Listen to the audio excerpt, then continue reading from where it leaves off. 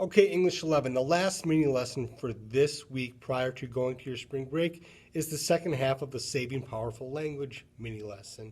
In this case, if you take a look at the mini lesson, go all the way to the bottom of it, you'll see one more box where I'm asking you as a reader to find a moment from the story that made you feel like you were right there, or you could be right there with Mitch or with Maury as a result of Mitch, the author, really kind of engaging you in a variety of different senses. It's much more than you just visualizing what happened, but more feeling with what happened. So for example, if you take a look at Blackboard and find the Savoring Powerful Language mini lesson, take a look at the last box, and I have an example for you. I selected the example on page 6 where Maury takes over a whole dance floor and is out there tangoing. This image of this solo old man tangoing in front of an awestruck audience was, for me, a really powerful part of the book, because not only did I feel like I got to understand Maury, but I felt it was one of those situations where I could feel like I was there as well. So I wrote down the types of senses that I, as a reader, access as a result of reading this scene.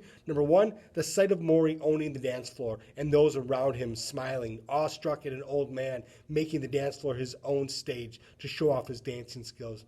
The smells of sweat and heat and perspiration that are often in the air at a dance. And lastly, the sound of the crowd gasping at him and applauding his tango. I felt that was a moment where I could put myself right there in that scene and totally feel what was going on. So that's what I'm going to want you to do. Find a moment in the story thus far that makes you feel a lot of different senses, like you could be right there in the very scene. Identify the specific scene and explain the different senses that you as a reader experience as a result of Mitch, the writer, engaging your senses with his powerful use of language. As always, email me if you have any questions, and I'll be happy to help you out. Thanks, everyone. Have a great spring break, and we'll do more of these video chats when you get back.